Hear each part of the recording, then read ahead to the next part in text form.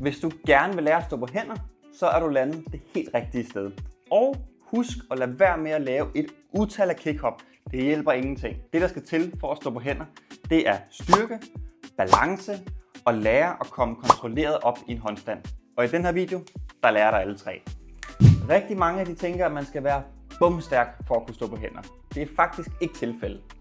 Selvfølgelig skal du have noget styrke, men mest af alt så handler det om at kunne aktivere dine skuldre og få noget presstyrke, altså kunne presse væk fra gulvet. Så handler det om noget fleksibilitet i dine skuldre, altså kunne få dem tilbage bag ørerne. Og så handler det om at have noget tilvænning i både håndled og skuldrene. Der er 3 ting, vi skal kigge på i dag. Det første, det er styrke. Hvordan opbygger man egentlig den styrke, der skal til for at kunne stå på hænder? Prøv lige at følge med her. Den første øvelse, du kan lave for at lære ligesom at presse væk fra gulvet, det er scapular push-ups, hedder det. Det er rigtig mange gerne vil, det er at bruge ligesom armene sådan her. Men det du skal lære, det er at skubbe væk fra dig selv heroppe. Så stil dig som om du vil lave en armbøjning, en push-up, men i stedet for at gå ned her, så tager du kun det øverste her og prøver at aktivere dine skuldre, altså slippe og presse ryggen op igen. Slip, pres op. Træk overkroppen ned i skuldrene og pres tilbage igen. Så vil du kunne mærke, at det er heroppe, du bruger kræfterne, og ikke hernede. Den næste øvelse, vi skal kigge på, som også giver dig en form for presstyrke, men mest af alt det her med at kunne bære din vægt forbi dine skuldre, eller over dine skuldre, vil det jo nok hedde. Det er det, der hedder pike hold. Så på et tidspunkt kan man også lave det, der hedder pike push-ups, som er endnu hårdere, men start med det her. Altså igen, lapperne ned på måtten. Stil dig i et, skal vi kalde det et V, op med numsen. Prøv at komme tættere og tættere på med dine fødder, og du vil se, at dine skuldre ligesom kommer forbi dine hænder herude. Og så holder du ellers bare den her position, så længe du kan. Jo tættere du kan komme på, jo hårdere bliver det. Så vil du mærke, at du spænder helt op her i toppen af nakke, skulderblade og skuldre. Og så får du ligesom den der kraft, der skal til for at kunne holde dig selv, når du kommer op i position. Og den næste, det er en øvelse, der hjælper dig med ligesom at vende dig til at være på hænder, sådan helt generelt. Også når du kommer ud i nogle yderpositioner, hvordan kommer du så tilbage der, hvor du holder din balance rigtigt, eller der, hvor du ligesom får aktiveret de rigtige små fibre og muskler, der gør, at du ikke falder. Så din krop skal vende sig til at bære vægten på hænder og arme. Og det du kan gøre, jeg er næsten ked af at gøre det på min væg her. Jeg tror, der kommer mærker. Men nu gør vi det for jeres skyld, skal I vide. Det I gør, det er at lave en wall handstand, eller en wall walk hedder det jo. Så stil dig tæt på væggen, sæt en fod op, kom op og stå i en håndstand op ad væggen, sådan der, og gå langsomt ud. Så langt ned du kan, når du ikke kan mere, så går du op igen. Start med ikke at gå for langt, hvis det er for hårdt, og arbejde dig længere ned, så du til sidst næsten er vandret.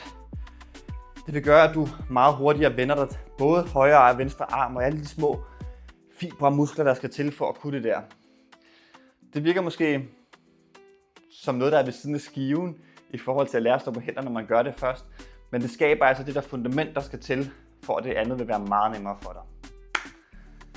Næste ting, det som alle gør, inklusive mig selv, når de gerne vil lære at stå på hænder, det er, at de går ud i haven eller indenfor og begynder ellers bare at lave de her kick-ups.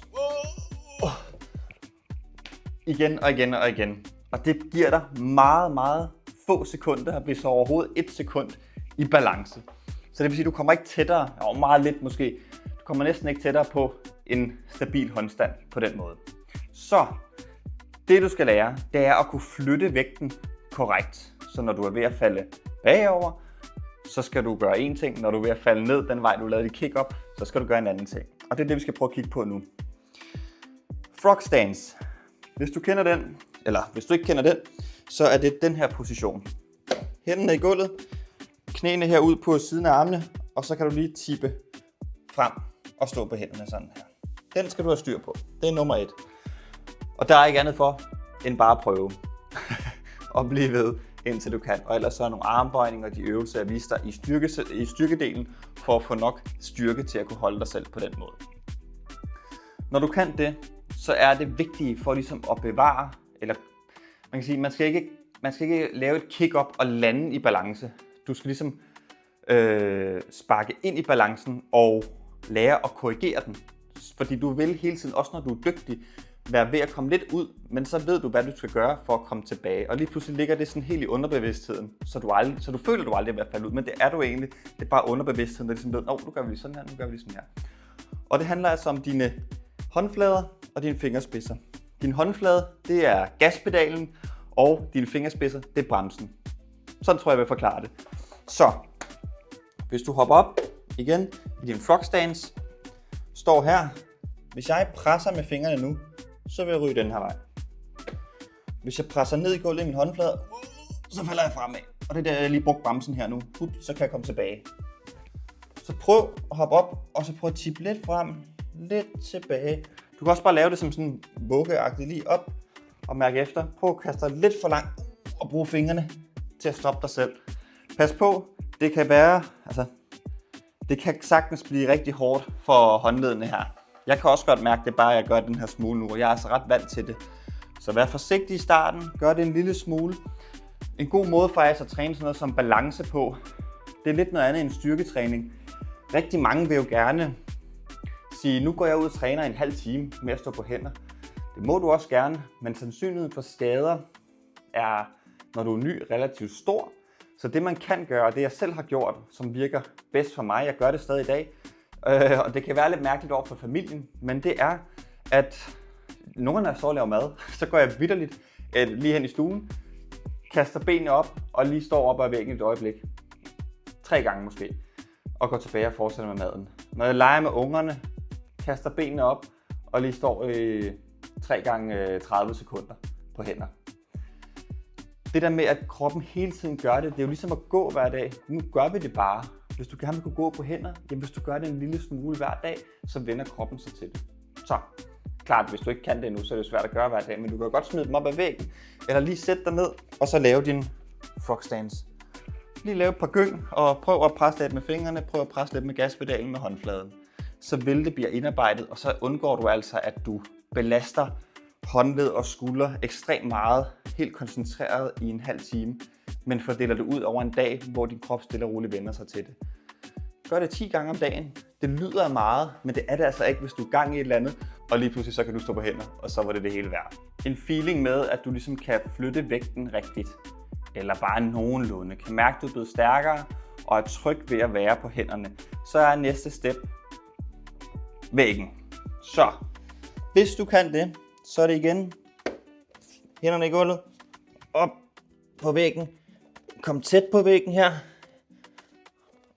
bare lige en halv meter, og så prøv stille og roligt at finde balancen. Du må gerne tage benet for langt ud, du må også gerne holde det bare her, og prøv lige at tage den anden ud, sådan der, og så ind med den modsatte ben. Lav de her små taps, og se om du kan med fingre og håndflade bevare balancen i mellemtiden. Sådan der. Kør en masse af dem, så vil du stille og roligt kunne stå der i længere og længere tid. Og når du på et eller andet tidspunkt står der og har lavet dem rigtig mange gange, og lige pludselig er ude fra væggen, overhovedet ikke rørt den, kun til at komme op og kan stå der i 30 sekunder, så er det tid til at lave dine kick-ups. Og den tredje ting, vi skal lære, det er fra et kick-up til en fri håndstand. Det er altså kick-uppet, vi skal lære nu. Og først her skal vi kigge på det, så du kan se styrke, balancetræning, og nu kommer kick-up-delen. I stedet for, som sagt, at lave et utal af kick-up ude i ingenting, og falde bagover og gøre det igen og igen og igen, så kan det godt være på det her tidspunkt, når du har styr på del 1 og 2, at de vil være bedre, og det vil give dig mere, end det gjorde i starten, men der er stadig bedre måder at gøre det på. Først, så gå efter en håndstand, hvor du ikke skal op i helt strakt, med helt strakte ben. Men igen, står her, og ligesom at du vuggede ind i din frog stance, så prøv at starte med bare lige at komme op og stå et øjeblik med bukket ben. Og til sidst kan du holde den her. Det er den første, du skal gå efter. Hvis du rigtig gerne, fordi det er den første halvdel af dit kick-up. Derefter skal du egentlig bare strække benene.